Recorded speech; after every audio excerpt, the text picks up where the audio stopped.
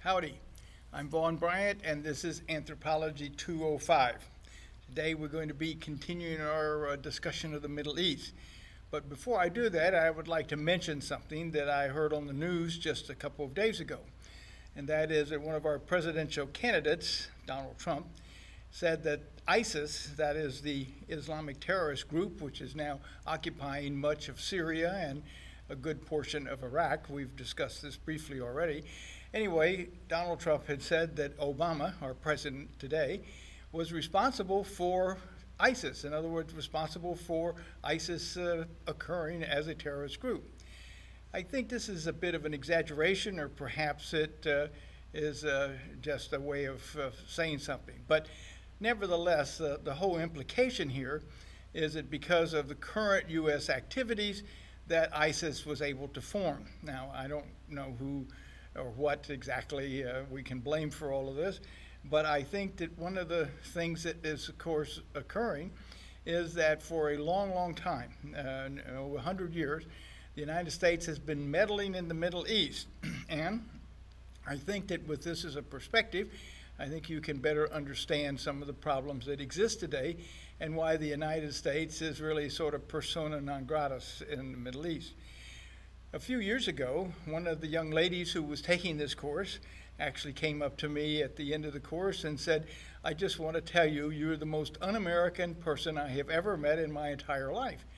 And I asked her why, and she said, "Because you have criticized some things about the United States." Well, when we talk about the Middle East, we'll let you decide where the criticism should or should not be given. But nevertheless, I would like to share some of the problems in the Middle East. And one of the biggest problems in the Middle East has been our view and our actions towards the country of Iran. We've already talked about many of the other countries, but Iran is one of the key players in the Middle East, mainly because they have the capacity of developing nuclear, nuclear electricity. Some people think they're making a bomb. But let's find out how all of this happened. So we'll go to the first slide, and today we're going to be discussing the Middle East. This is chapter 7 of the Middle East. We'll have one more after this tomorrow.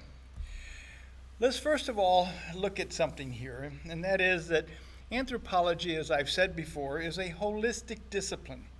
Some people, by this time in the course, accuse me of trying to teach political science. They argue that all of the information that I've been presenting on the Middle East really is not anthropology, but in essence is really political science. But I beg to differ with them, because after all, anthropology is holistic, and I have been discussing the problems in the Middle East with the idea of the field of anthropology in mind. So remember that anthropology is holistic. In the discipline of anthropology, we take a look at everything. We look at people, we look at their cultures, we look at the different situations that people can get into. We turn to problems such as what disrupts cultures, what changes people's lives, and all of these kinds of impact upon the individuals and the cultures that exist in an area. Today, the people and cultures of the Middle East have had to face years and years, decades, hundreds, even thousands of years of wars, famine, plagues, immigration, and immigration, which of course, as you know, means leaving as refugees, for thousands of years. The result of all of this has forced many changes in the Middle East in terms of the culture and the lives of the people.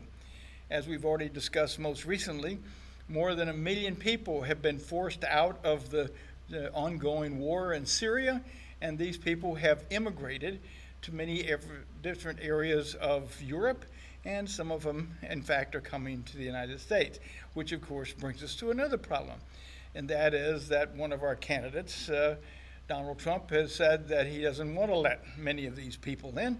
He wants to make them take some kind of a vetting test in order to ensure this. Again, that's a political question.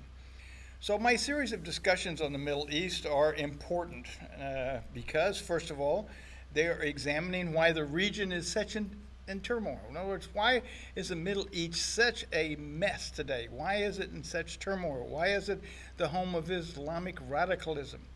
The second thing is that the lectures have focused on the explanation and the causes that have resulted in many human problems in the Middle East. Third, it looks at the causes of international terrorism and why it is directed so much towards the United States, Christianity, and Western cultures in general. So this is sort of the background. This is what we've been discussing about the Middle East, and hopefully today's lecture will help you clarify something else, and that is why our relations with Iran have been such a problem. So let's take a look at where Iran is located, for those of you who may not know. Here's a world map. It shows the country of Iran, and I think you can see that it actually sits in a very key location.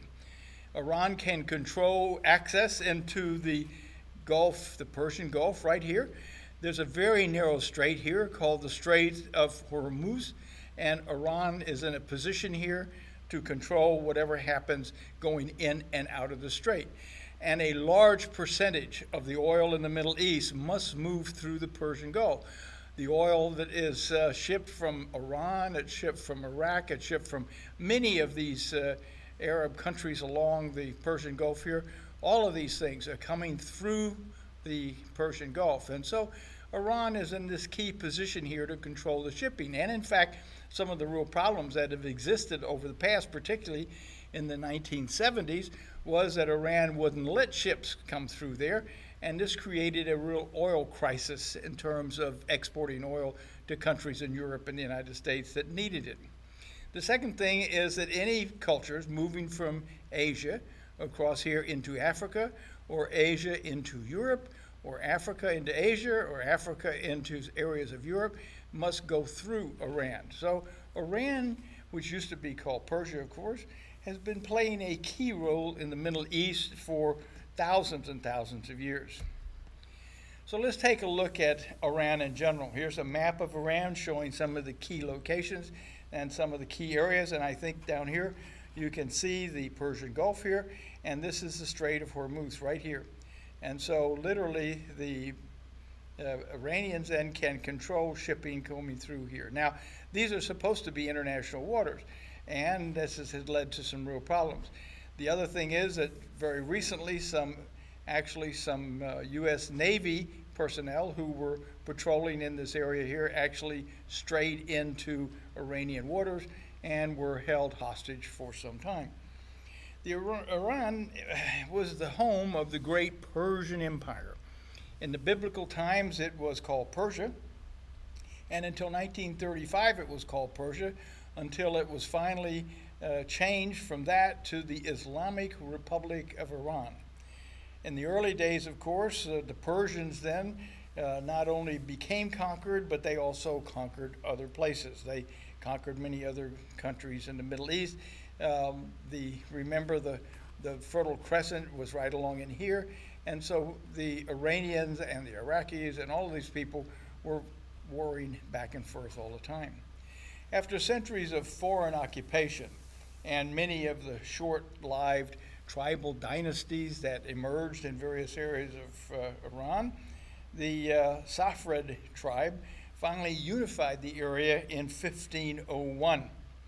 The rulers of the Safavid dynasty then were actually Shia Muslims. And this is a very key issue because Iran has developed as one of the most conservative areas in the Islamic Empire. And so as the very conservative Shia Muslims then set up a dynasty in the area of Iran and established the first monarchy, and their ruler is called a Shah. Some places it's called a pharaoh, other places it's called a president, but in Iran the ruler is called the Shah. So the Shah of Iran is the person who rules it. So Iran then has played a very key position from very earliest times of civilization and the very earliest times of agriculture in this region of the Middle East. Iran has actually been a monarchy ruled by a Shah almost without interruption since it was consolidated in 1501. And it remained a monarchy until it ended in 1979, and we will be discussing this, when the Shah of Iran was actually deposed in a coup and was taken over then by the Ayatollah Khomeini, and we'll talk about that in a minute. But nevertheless, from 1501 to 1979, Iranian then remained this monarchy that was ruled by a Shah. In 1979, what became known as the Iranian Revolution actually deposed the ruling Shah and declared that Iran would now become a new Islamic Democratic Republic. And since April 1st of 1979, Iran has in fact been an Islamic Republic with democratic voting that is used to elect the leaders of the nation and also the members of parliament. The first of the Pahlavi dynasty was Reza Khan, and this began in 1925. So he is just one of the Shahs. He was the last he was a member of the last dynasty. There are various dynasties of Shahs going all the way back to the 1500s, but nevertheless, he was the first member of the Pahlavi, and this was the last dynasty before they were overthrown in a coup. One of the earlier Shahs was Ahmad Shah Kahar, who ruled Iran from about 1909 up until he was overthrown in a coup that was financed and run by the British in 1925. Now you have to remember that as part of the Sykes-Picot Agreement that was signed by Sykes and Picot back in 1916 during the First World War, remember that they divided up the Middle East into various colonies, and the colony of Iran was given to the British to oversee. Now, of course, Iran was a little better organized than some of the other areas of the Middle East, but nevertheless, the British were given control of that area. And so they're going to finance a coup to overthrow this individual in 1925 because he wasn't playing ball with the British. Now, Kahar was an ineffective ruler. He was fairly weak, and he was unable to prevent internal strife that was going on within his own country, rioting and unrest, and a lot of this had to do with the poverty and with the situations that existed, unemployment and poverty, and many of the other problems that exist. He tried also to resist foreign intrusions, especially by the British. The British, of course, came into the area as part of the Sykes-Picot Agreement after the First World War and basically took over control of the oil fields. Now remember, oil was first discovered in the Middle East in Iran in 1909. And who did this? This was William d'Arcy. Remember, he was a British geologist who got permission from the Shah in Iran to go out and search for oil, which he did, okay, and he found it. So Iran has been a center of interest because of its oil ever since the very early 1900s. So the British then come in after the First World War. They take over the oil fields, and unfortunately for Kahar, he's unable to really prevent this because he's a fairly weak individual. So the British are now in control of the oil fields.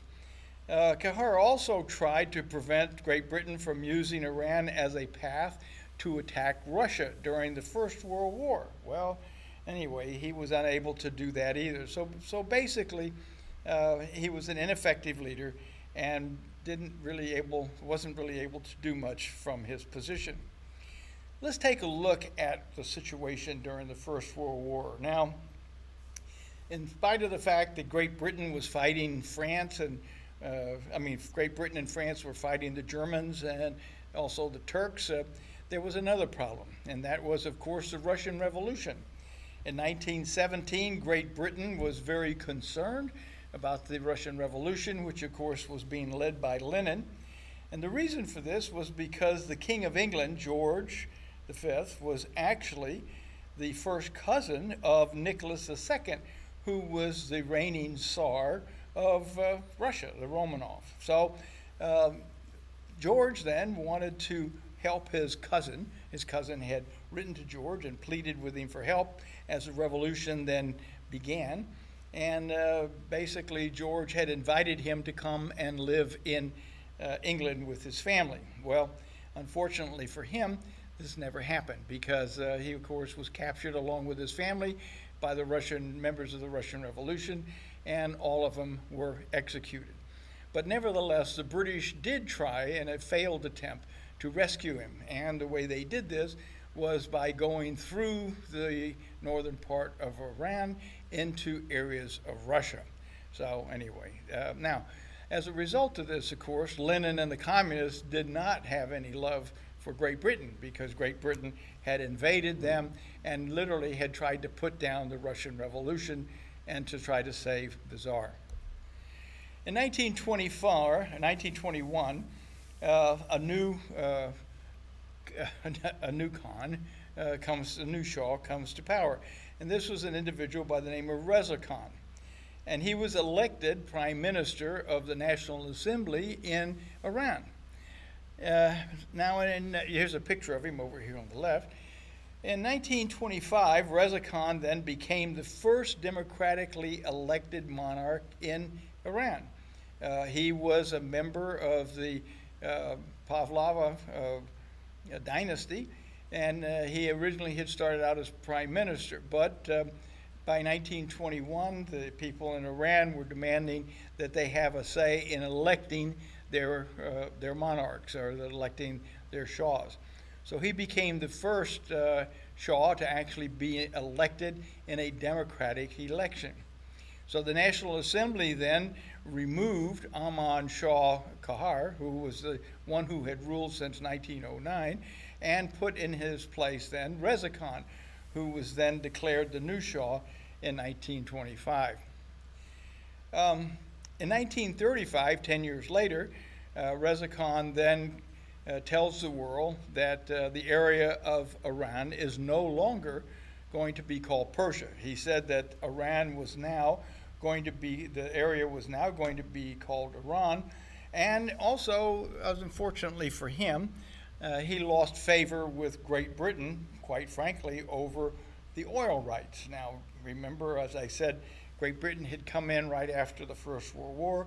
They had taken over the oil fields in Iran, and they were pumping oil. Of course, Great Britain needed the oil, and this was one of the reasons that they were so interested in the Middle East. Reza Khan also tried to modernize Iran, and he was the first individual to actually try to give women some rights. Women had been treated pretty much the same as in most of the other areas of Iran, most other areas of the Middle East, where you have very strong patrilineal tribes, and in fact, women's rights had been quite suppressed. The other thing, of course, you have to remember that the people that are living in Iran are primarily Shia Muslims, and the Shia Muslims are the ultra-conservative Muslims who believe in the strict adherence to the edicts of the Quran. So nevertheless, Reza Khan did try to make some steps toward modernizing Iran, and particularly in trying to give women some additional rights that they did not have. Part of the problem for Reza Khan, of course, was that he lost favor with Great Britain because of his attempts to seize the oil fields, which were not successful, but nevertheless Great Britain did not like that, and Great Britain had a sizable number of troops in Iran to protect their interests. So the only other place that Reza Khan can get help, of course, is to go to the other side. And the other side at this time, of course, was Germany. So as Germany was beginning to flex its muscles and was beginning to come out of the depression and unemployment following World War I, during the time and rise of Adolf Hitler, when Germany was again beginning to become a powerful country, Reza Khan then asked Germany for weapons and asked them for aid. Now, of course, he wanted to not only modernize Iran, but he also wanted to protect Iran, primarily from what he considered to be the potential enemies. And the potential enemies were Great Britain and Russia. The Iranians have never cared for the Russians, mainly because Russia has invaded Iran over the years many times. And of course, the Russians then didn't particularly care for Iran because they thought that Iran had allowed Great Britain to use their area in an attempt to try to free the Tsar and his family. The other thing that happens is that because of Reza Khan here, because of Reza Khan's actions here with Germany in the 1930s, the mid-1930s, and of course the mid-1930s is when Hitler was coming to power and he was annexing Czechoslovakia and annexing Austria and things. But because of all of this, the Russians became very worried, as did also the British. The British and the Russians both became worried because they realized that they could very soon be engaged in a world war. And if they were engaged in a world war, they were very much afraid that the Germans were going to actually seize the oil fields in Iran and use those to supply their war efforts. So the Russians then invade Iran from the north. You can see here the arrows, the red arrows here, they invade from the north, while the British then are invading primarily from their positions in Iraq, and they are invading from the south. And this was more or less the demarcation line between the advances of the Russians and the advances of the British. So between the British and the Russians then, they have now invaded Iran and they have, quote, secured the Iranian oil fields to prevent Germany from attacking and seizing them. Now this, in 1941, Great Britain had supported a coup also to overthrow Reza Khan. Now this was right after and during this whole time when they were invading Iran, because Reza Khan was giving them a lot of trouble and was particularly trying to seize the oil fields. The British decided the best thing to do was to overthrow him, and so they engineer a coup to overthrow Reza Khan and decided that this would be good for Great Britain because they're going to put somebody else in who is going to be more favorable for them. The Allies, of course, also were afraid that because Iran had gotten military supplies from Germany, that they might also be willing to send some of the troops to help fight the German effort. So between the troops and the oil fields, Great Britain and Russia were very concerned. So in 1941, after engineering this coup and removing Reza Khan from power, they then get his son, Reza Pavlov, to become the next Shah. So they basically depose the father and put in the son as the new Shah. So the new Shah was not liked at all by the Iranians. He had been raised in Great Britain. He spoke fluent English. He was basically a Westerner. Now, even though Iran was a very conservative Shia Muslims, he was very progressive, mainly because he grew up much of the time in Great Britain and had learned all about the advantages of Western civilization. So he comes in as the new Shah, and the reason that he was put into power, of course, was that Great Britain, of course, is going to support him because he tells Great Britain that they can, in fact, exploit the Iranian oil fields. Now, the Shah, then, of course, he also decides he's going to modernize Iran. So not only is he giving the British a free hand to use the oil fields, but he also wants to westernize the culture in Iran.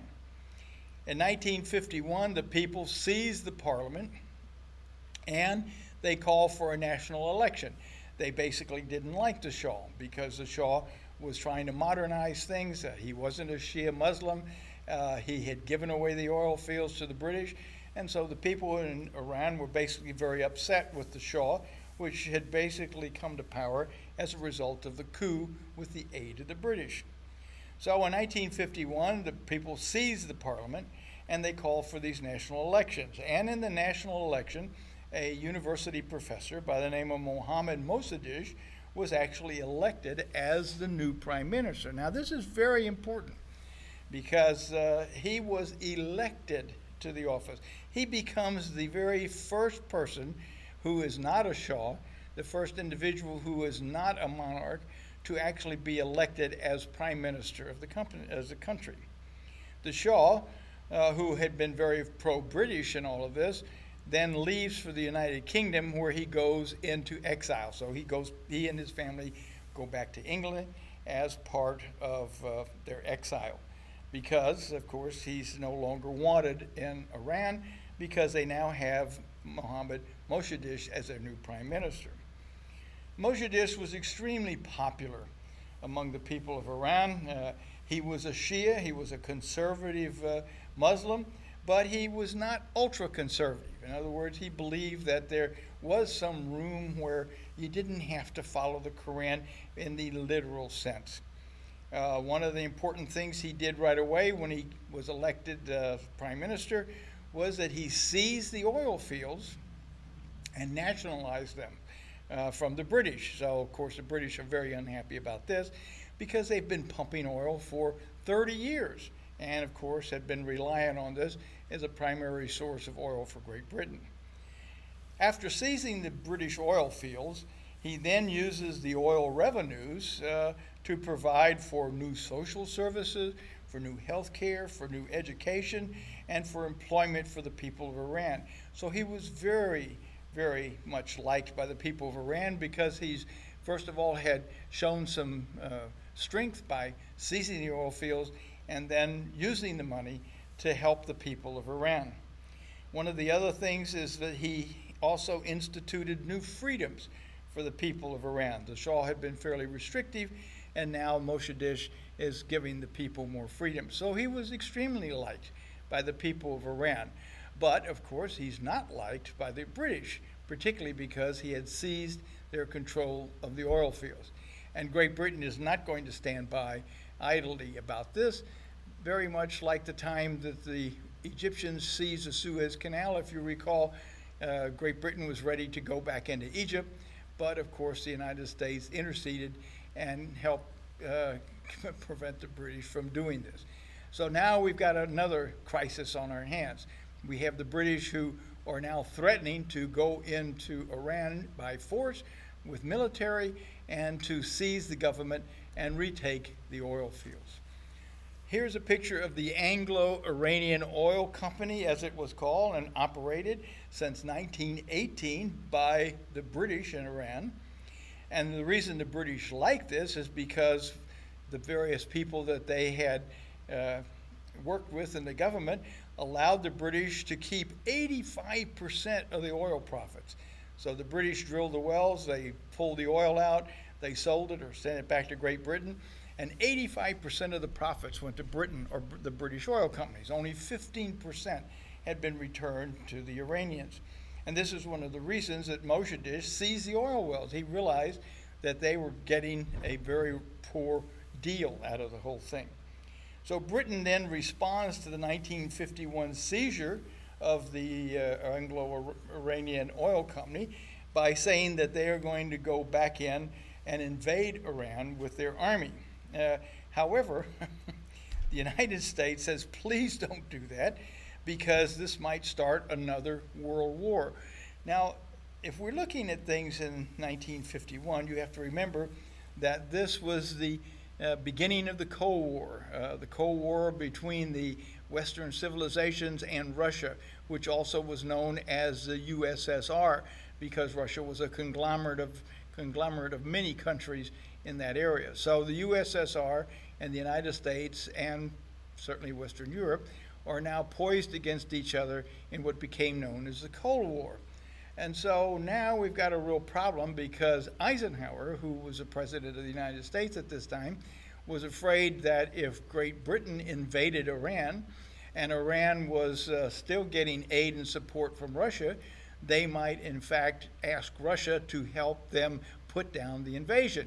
And now you have the Russians and the British fighting each other, and they're going to drag the rest of Europe and Asia into the war. So President Eisenhower definitely did not want to see the British invading Iran. So President Eisenhower then comes up with another idea. Let's take a look at this. President Eisenhower, who was afraid the British invasion was going to create a war with Russia, gets the British aside, and he says, look, we'll find another way to get your oil fields back. And so the British then uh, agree to work with President Eisenhower, and President Eisenhower agrees to let the CIA and MI6, which of course is the equivalent to the CIA in Britain, solve the problem. So instead of invading Iran, the United States is going to do a clandestine operation and overthrow the government in another coup. So Operation Ajax, as it was called, then begins in 1951. Now Mossadegh heard about this. He learned from his spies and other sources about the plot to overthrow him by the British MI6 and the CIA, and so he immediately turns to Russia and asks for more military aid and economic aid. And again, this, of course, very much disturbed Great Britain and the United States because they were afraid that Russia then would become a big player in Iran and make it much more difficult for them to overthrow the government. President Eisenhower was afraid that Iran would go communist, and this was at a time when the Cold War was going on and everybody was very concerned about which countries were going to become communist and which ones were not. So Eisenhower tells the CIA to go do whatever is needed to overthrow the elected government of Mossadegh in Iran. So the United States then sends the CIA to Iran and tells them to do whatever is needed. The code name for all of this became known as Operation Ajax. And the person in charge was Kermit Roosevelt. Kermit Roosevelt was the grandson of Theodore Roosevelt, who of course had been president. And Kermit Roosevelt then takes a group of CIA operatives and agents and goes to Iran to basically destabilize and overthrow the existing democratically elected government. Now, this is a very important point to consider. Mossadegh was the very first democratically elected prime minister by the people, and he was very much loved by the people because of his actions. He had seized the oil fields and he was returning the profits of the oil to help the country in terms of social resources, in terms of education, healthcare, and jobs and so forth. So according to the CIA declassified documents, which have become public in the last few years, basically Operation Ajax points out that the CIA had sent Kermit Roosevelt to Iran and had told them to hire some of the worst criminals he could find, the mobsters, the scum of Tehran, hire them and organize them into some kind of a pro-Shah riots. In other words, let's have some riots. Let's say that the people of Iran don't like the democratically elected Mossadegh, but instead that they really would like to have a dictatorial monarch back. Now, this is total insanity. No country in their right mind would really want this. So what the CIA and MI6 have to do is to create a semblance of making it seem like this is what's really wanted, even though it's not. So the CIA then pays other convicts that were brought into Iran on buses and trucks, and they then begin rioting in the streets of Tehran. The stores were burned and businesses were sacked and destroyed. Between 200 and 300 civilians were killed during the riots.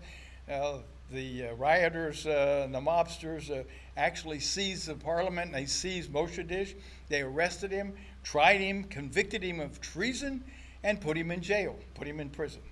So here we've got the first democratically elected person who's now been overthrown in a coup that has been engineered by the United States primarily with the help of Great Britain. And this is not going to make the people of Iran happy campers as far as the United States is concerned. The CIA's primary person they hired was a person named Shaban Bikmak, who was basically known by the CIA as Shaban the Brainless. They asked him to organize riots, to burn stores, and basically to seize the government. He was very effective at this. You can see him right here, and he's got a picture of the Shah in the background because they're now going to go through the streets of Tehran pleading with the government to bring back this dictatorial monarch, the Shah, who has been in exile in Great Britain. So the rebels seized the government, they arrest many people, killed some of them, and Shaban and the others then call for the immediate return of the Shah and his family to come back to Iran.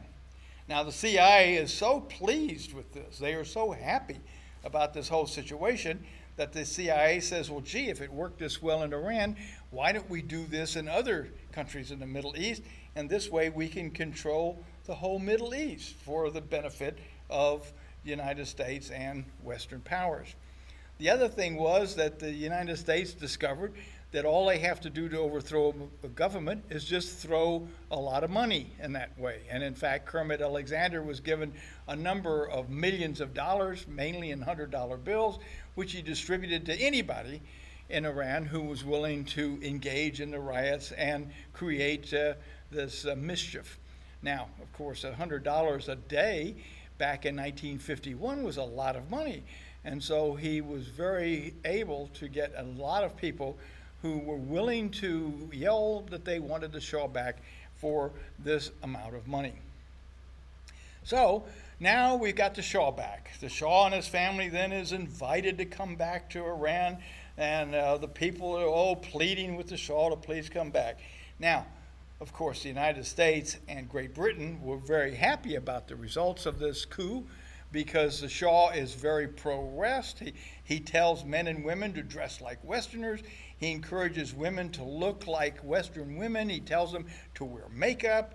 He tells them they don't have to wear a hijab, that's the shawl over your head and everything. And he tries to modernize the country. Now, he's very much resented by the people in Iran, because basically, remember, they are conservative Shia. They're ultra-conservative Shia. And they don't like all of this new modernization. They don't like his very pro-Western attitude. And certainly they believe in the edicts of the Quran, in which it basically says that women are not supposed to show any of their bodies. So by putting on makeup and doing all of these things, this is all of the things that would be against the Quran.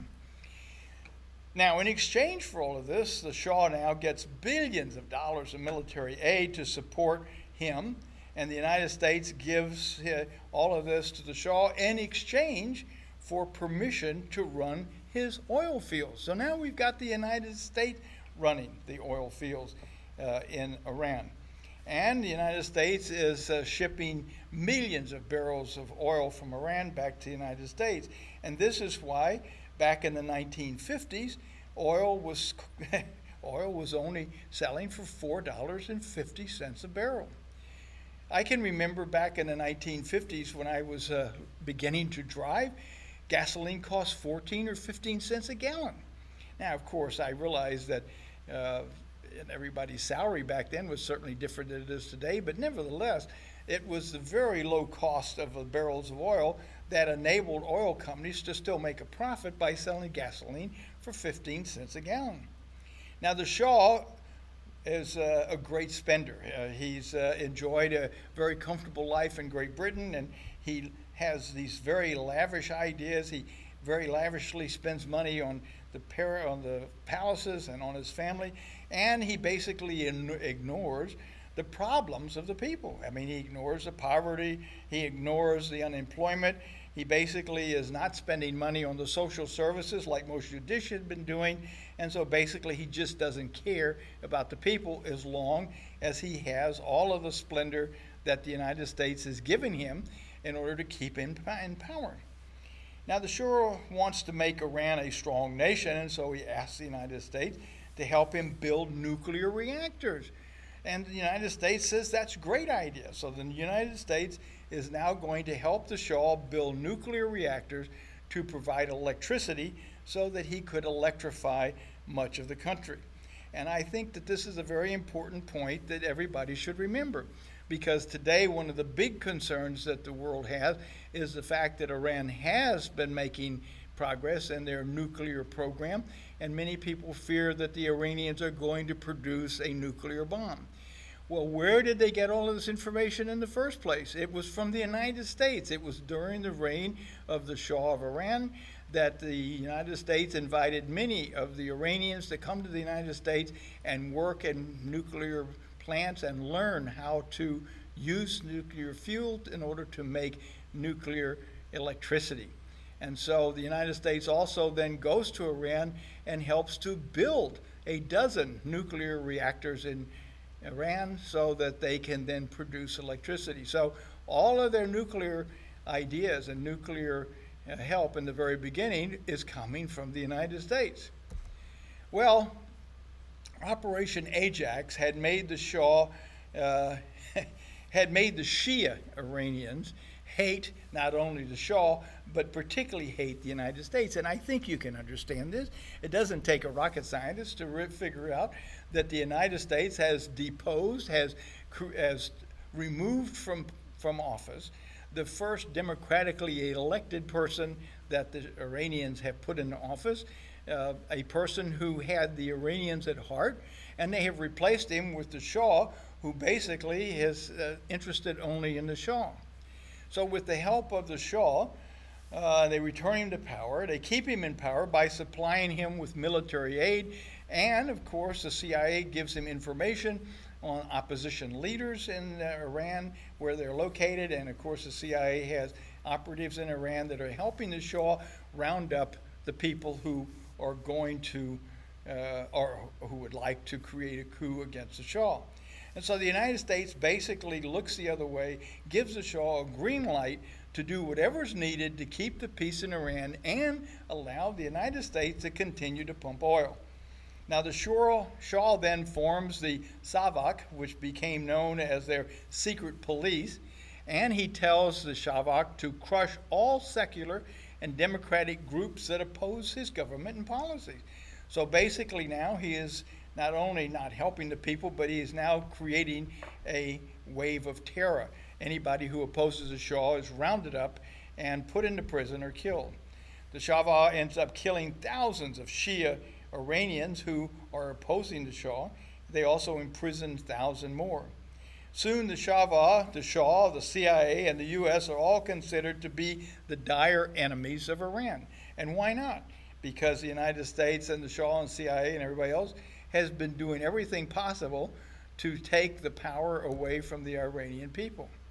Now, the Shah's secret police crackdowns have led to a radicalization of the Shia majority in Iran. And so where radicalization did not occur, now the Shias are becoming terrorists, and they're now doing terrorist activities against the Shah, against the United States, in an effort to get rid of the Shah. They want to get rid of the Shah.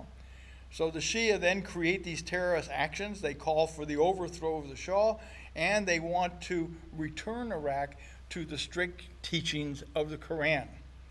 Now today, many scholars look back on this period in the early 50s, and some of these scholars, particularly historians and people who study Iran, say that the United States and Great Britain really blew it. When they removed Mossadegh from office, they really destroyed any possibility of Iran becoming friends with the West. They've argued that if Iran's first secular democracy had been allowed to continue, in other words, if they just left Mossadegh alone, and they left him alone, then the democracy would have matured, it would have solidified under the popular Mossadegh, and it is very likely that the Islamic fundamentalism in Iran, which now threatens the U.S. and the West, would never have developed. In other words, the Islamic fundamentalism, the terrorists, all was a result of the activities of the Shah, his secret police, and the support and help of the CIA and the United States. So, quite honestly, in many respects, we in fact created many of the problems that we are now faced with in Iran today. Now let's take a look at Iran and its nuclear plants. Well, President Eisenhower was the individual who agreed to help the Shah's government develop nuclear energy under what became known as the Atoms for Peace program in 1957. So in 1957 then, Eisenhower is telling the Shah under his program of Atoms for Peace that he's going to help the Shah develop a nuclear presence in Iran. So during the 1960s, the United States provided U.S. training and research reactors, uranium fuel, and on-site training for the people in Iran, all part of this Atoms for Peace, which the United States agreed to help the Shah with. So the Shah of Iran, in exchange for being nice towards the United States, in exchange for allowing the United States to take over the oil fields, is gaining a nuclear presence, and all of this knowledge then is given to the Iranians freely by the United States. So in exchange, the Shah now stated that he would commit all of this nuclear technology only for peaceful means and civilian purposes. And he agreed that in exchange for all of this help with the nuclear plants, that he would remain pro-West and a good friend of the United States, which of course he did.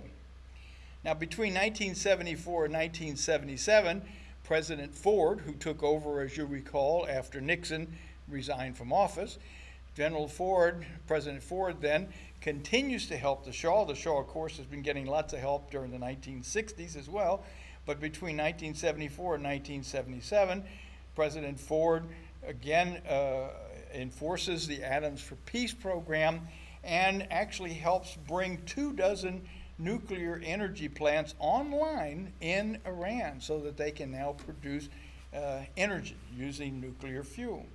So again, I want to stress over and over again that Iran would never have even had nuclear energy, never would have had nuclear plants if it hadn't been for a 30-year effort by the United States to help them develop nuclear energy and nuclear plants in Iran.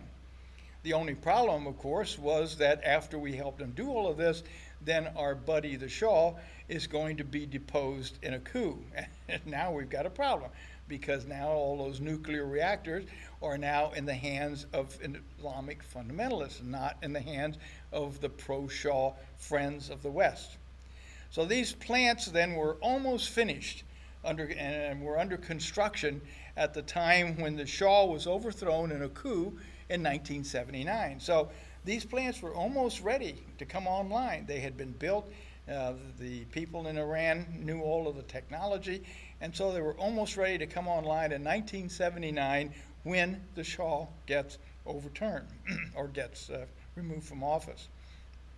Now, of course, once the Shah was removed from office in 1979, the United States is not going to help the new people in power to help them at all with any more nuclear energy. But nevertheless, remember, all of the scientists in Iraq, in Iran have already been trained by U.S. Well, let's turn, Essentially what happens in 1979, that fundamentalist Shia seized power, seized control of the government in Iran. Now, essentially what happened is the Shah gets cancer. And, of course, the United States has some of the best cancer hospitals in the world. So in order to save his life, the Shah comes to the United States. He leaves Iran and comes to the United States. And while he's in the United States being treated for cancer, the Ayatollah Khomeini, which in fact was an Imam, which means he's a religious leader of the Shia conservatives, seizes control of the government in a coup. Now the Shah then turns to President Carter and asks him to please help him get back into power. In other words, go send the CIA into Iran, create another coup, remove the Ayatollah, or in fact, let's just invade Iran so that I can be put back in power. Well, President Carter decided that in spite of the fact that the Ayatollah Khomeini had already seized all of the oil wells from the United States oil companies, he decided that he didn't want to invade Iran, mainly because he was afraid that, of course, this was still the Cold War, and it could have increased the war between the United States and the USSR. So now we have the Ayatollah Khomeini, who has seized all of the oil fields, and he says that Iran is now going to cast off all of the Western influences that had been brought there by the Shah, and it was now going to become a very strict Islamic nation following the precise teachings of the Quran. So now we've got a complete flip from a very moderate society under Islam to a very ultra-conservative. The Ayatollah Khomeini then imposes very strict restrictions on women, much as is dictated by the Quran. And he says that the people in Iran can no longer dress like Westerners, and especially women not dressing like Westerners and not using makeup and so forth. The Ayatollah Khomeini, of course, is anti-West, and he asks the USSR for help. And he agrees to let the USSR now run his oil fields, which of course used to be run by the United States. And so the USSR is only too happy to come into Iran and to help them in exchange for running the oil fields. Now this creates a significant problem in the United States, because the United States is now feared that Iran, under the Ayatollah Khomeini, is going to go communist as part of the projected Cold War idea of the domino effect. In other words, the idea that if Iran falls to the communists, then the other countries are going to fall as well. So the domino effect was, in fact, the same reason that we went to Vietnam, was to prevent the first major country from going communist, because we thought that if they went communist, then we would have a whole domino going this way. So the United States is now very much concerned. In 1979, which of course was a time when the Ayatollah Khomeini took over in Iran, Saddam Hussein, who was now in charge of Iraq, remember Iraq? All right, so we got Saddam Hussein in charge of Iraq, and he is a Sunni. He is a moderate Islamic guy. He's a dictator, but he's an Islamic moderate. And so the United States, because they are panicking that Iran is going to go communist, get together with Saddam Hussein and agree to supply him all of the military goods he needs so that he can invade Iran and, in fact, depose the Ayatollah, so hopefully they can put the Shah back into power. So the United States sends billions of dollars in arms and aid to Saddam Hussein. In the 1970s, the U.S. sends the CIA agents into Iraq to help them fight the Ayatollah Khomeini. They provide them with satellite images of where the Iranian soldiers are and all of this stuff. We were big buddies with Saddam Hussein. Why? Because Saddam Hussein was a Sunni moderate who was willing to attack Iran. The other thing that many people do not realize was that the United States actually gave Saddam Hussein sarin nerve gas, told him not to use it without the United States' permission, but nevertheless, the nerve gas actually came from the United States. And those are going to be the nerve gas that are going to be used later against the Kurds and later against Iranians. And the United States, of course, is going to deny that this is all nothing more than communist propaganda. So now we've got a real problem. The Ayatollah Khomeini is now super angry at the United States because the United States is supplying Saddam Hussein with all of the military aid that is enabling him to invade Iran. In exchange for this, because the Ayatollah wants to retaliate, he seizes the American embassy in Tehran and decides that this is fair game because of the United States' actions for Saddam Hussein. So the United States Embassy then falls in Tehran in 1979. Angry mobs of people seize the U.S. Embassy in November of 1979, and they hold 542 Americans hostage in the embassy for more than a year. This was the beginning of Nightline. Ted Koppel began Nightline on the very first day the embassy was seized, and every single night until the hostages were finally relieved more than a year later, Nightline would focus on the situation of the hostages and report whatever was happening. This raid on the U.S. Embassy was led by a later Iranian president, Ahmadinejad, who then becomes president of Iran, is the one who led the attack. Let me discuss one more thing before we leave today, and that is Operation Eagle Claw. Operation Eagle Claw was a total disaster. President Carter has approved an ill-fated secret mission to try to go in and rescue the people who were being held in the hostage. 8 helicopters flew off the aircraft carrier USS Nimitz in the Persian Gulf. They went to an airstrip in the Great Salt Desert in eastern Iran. Unfortunately for the operation, though, severe dust storms really destroyed many of the helicopters. And so essentially what happened is that the operation really could not be accomplished. And so there were actually two different operations, neither of which actually worked. So next time we're going to be talking about not only Operation Eagle Claw, but also how we're dealing with Iran today. Thank you. We will see you next time.